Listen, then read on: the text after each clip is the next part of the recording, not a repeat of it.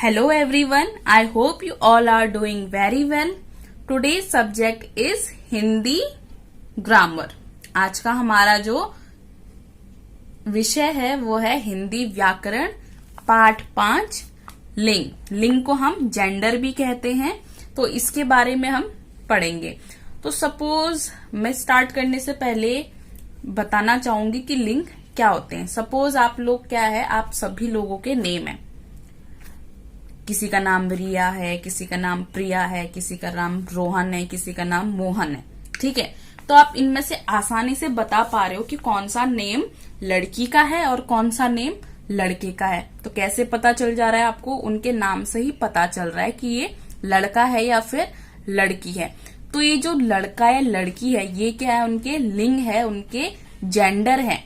ठीक है, तो ये उनका क्या है? जेंडर है कि वो लड़का है या फिर लड़की है.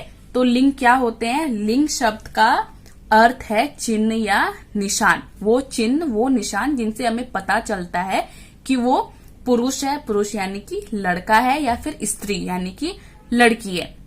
अब जैसे कि हमें नाम से पता चल गया रिया. रिया किसका नाम होगा? किसी लड़के का नाम तो नहीं हो सकता. तो रिया जो है वो निशान है, वो चिन्ह है जिससे हमें पता चल रहा है कि वो लड़की है. उसी तरीके से मोहन है, सोहन है, ये सारे नेम किसके हैं? ये सारे नाम हैं लड़कों के, और उससे हमें पता चल रहा है कि ये लड़का है. तो लिंग क्या होते हैं? लिंग शब्द का अर्थ है चिन्ह या निशान. इन चिन्हों से हमें पता चलता है कि कोई शब्द पुरुष जाति का है या स्त्री जाति का. तो अब हम लिंग की परिभाषा जानेंगे कि लिंग का क्या अर्थ होता है, उसकी क्या परिभाषा है. तो लिंग क्या है? अगर आपसे पूछा जाता है लिंग किसे कहते हैं, लिंग क्या है, तो उसके लिए हम क्या जवाब देंगे? शब्द के जिस रूप द्वारा पुरुष अथवा स्त्री जाति का ज्ञान होता है उसे लिंग कहते हैं. चाहे वो कोई सा भी शब्द हो, कोई सा भी शब्द हो जिससे हमें ये पता चल रहा है कि वो पुरुष जाति का है या फिर स्त्री जाति का है, यानी कि लड़का है या फिर लड़की है. उस शब्द को हम क्या कहेंगे? उसे हम लिंग कहते हैं. जैसे कि लड़का, आदमी, मोर, पुरुष जाति. अब लड़का क्या है? पुरुष जाति का है. आदमी भी क्या है? पुरुष जाति का है. और मोर क्या है? पुरुष जाति का है. यानी कि ये सारे के सारे क्या है? लड़के हैं. ठीक है, उसके बाद है लड़की, औरत, मोरनी. ये क्या है? स्त्री जाति है, यानी कि फीमेल्स है. पुरुष क्या होते हैं? मेल्स होते हैं, और स्त्री क्या होती है? फीमेल्स. इसको हम इंग्लिश में क्या कहते हैं? पुरुष जाति को मस्कुलाइन जेंडर, और स्त्री जाति को क्या कहते हैं? Feminine gender. ये तो हो गए हमारे पुरुष जाति और स्त्री जाति के बारे में. हमने कैसे पता किया? उनके नाम से हमें पता चला.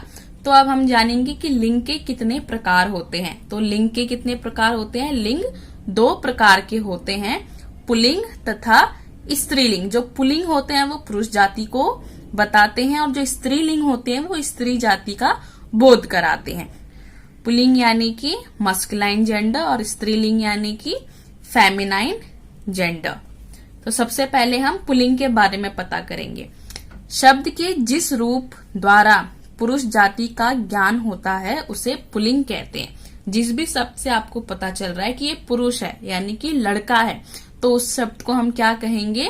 पुल्लिंग कहेंगे. जैसे कि बालक, चाचा, बैग, कुत्ता, घर आदि, ये सारे क्या है? पुल्लिंग है. क्या है ये? पुल्लिंग. यानी कि ये सारे के सारे पुरुष जाति का ज्ञान करा रहे हैं. बालक, बैग और घर, ये क्या है? आपके पुरुष जाति हैं. उसी प्रकार से अब हम पढ़ेंगे स्त्री लिंग. शब्द के जिस रूप द्वारा स्त्री जाति का ज्ञान होता है उसे स्त्रीलिंग कहते हैं. जिस भी शब्द से आपको ये पता चले कि ये स्त्री जाति है यानी कि लड़की है, फेमिनाइन जेंडर है, उसे हम स्त्रीलिंग कहते हैं. जैसे कि बालिका, चाची, नारी, साइकिल, बाल्टी, ये सारे क्या है? आपके स्त्री लिंग है, यानी कि ये सारे फीमेल्स हैं. क्या है? ये सारे फीमेल्स. विशेष यानी कि इसमें कुछ ऐसे विशेष नियम हैं जिनके द्वारा हमें पता चलता है कि ये स्त्रीलिंग है या फिर पुल्लिंग है. शब्दों के प्रयोग से ही स्त्रीलिंग या पुल्लिंग शब्दों का ज्ञान हो जाता है. फिर भी कुछ शब्दों के लिए विशेष नियम है। कुछ शब्द सदैव पुल्लिंग तथा कुछ सदैव स्त्रीलिंग होते हैं। वैसे तो जब भी हम किसी भी शब्द का हम क्या करते हैं, वाक्य बनाते हैं, तो उससे पता चल जाएगा आपको कि वो स्त्रीलिंग है या फिर पुल्लिंग है। तो हम कहते हैं ना, पानी बह रहा है, तो पानी क्या है, बह रहा है, बह रही है नहीं होता, तो बह रहा है। तो रहा है हम किसके लिए यूज करते हैं, लड़के के लिए यूज करते हैं। तो ये क्या है, पानी क्या है हमारा, पुल्लिंग है। पानी क्या है हमारा, पुल्लिंग है। उसी तरीके से नदी, नदी को हम क्या बोलते हैं, नदी बहती है। तो बहती है से आपको पता चल रहा है कि ये क्या है, स्त्रीलिंग है। तो इन जब हम वाक्य बनाते हैं तो वाक्य से ही हमें पता चल जाता है कि ये स्त्रीलिंग है या फिर पुल्लिंग है। लेकिन कुछ ऐसे शब्द होते हैं जो हमेशा पुल्लिंग ही रहते हैं या फिर सदैव स्त्रीलिंग ही रहते हैं। निम्नलिखित शब्द सदैव पुल्लिंग होते हैं। तो नीचे जो अभी शब्द आपको दिए गए हैं ये क्या होते हैं, हमेशा पुल्लिंग है। जैसे कि दिनों के नाम, आपके जितने भी दिनों के नाम है, रविवार, सोमवार, मंगलवार, बुधवार, बृहस्पतिवार, शुक्रवार, शनिवार, ये सारे के सारे क्या होते हैं, पुल्लिंग होते हैं। उसी तरीके से महीनों के नाम, हिंदी महीनों के नाम सदैव पुल्लिंग होते हैं। जो अभी हम हिंदी में नाम लिखते हैं ना महीनों के, चाहे जनवरी है, फरवरी है, ये सारे क्या होते हैं, आपके पुल्लिंग होते हैं। उसी तरीके से पर्वतों के नाम, हिमालय पर्वत, सतपुड़ा, एवरेस्ट, एटलस, रॉकी आदि, ये सारे जितने भी हमारे पर्वतों के नाम है वो भी पुल्लिंग ही होते हैं। यानी कि सारे के सारे क्या है, मस्कुलाइन जेंडर है।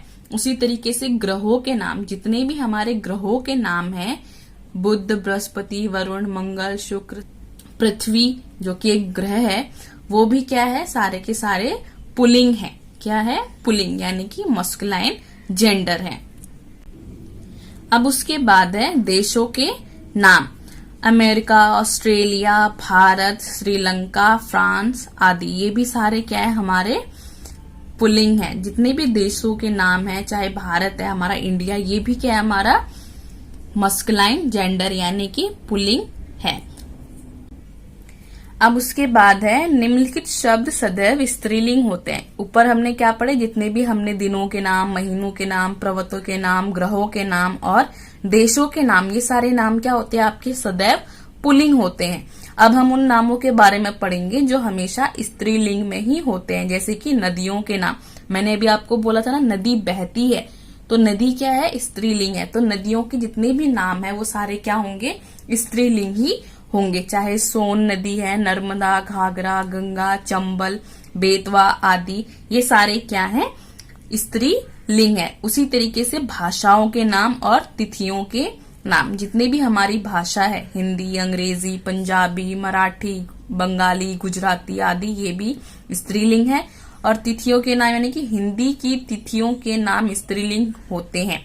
जैसे कि प्रथमा, द्वितीया, तृतीया, चतुर्थी आदि। अगर आपके पास हिंदी कैलेंडर होगा तो उसमें आपको इस तरीके से नाम लिखे हुए मिलते हैं।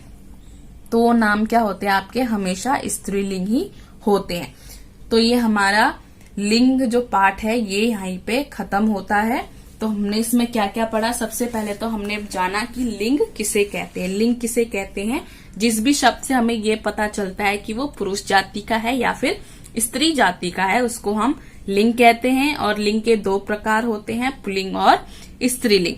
जो भी पुरुष जाति का बोध कराते हैं वो पुल्लिंग होते हैं, और जिनसे हमें ये पता चलता है कि वो स्त्री जाति है उसको हम स्त्रीलिंग कहते हैं। आई होप आप लोगों को ये चैप्टर अच्छे से समझ में आया होगा। Thank you for watching. Bye bye, take care.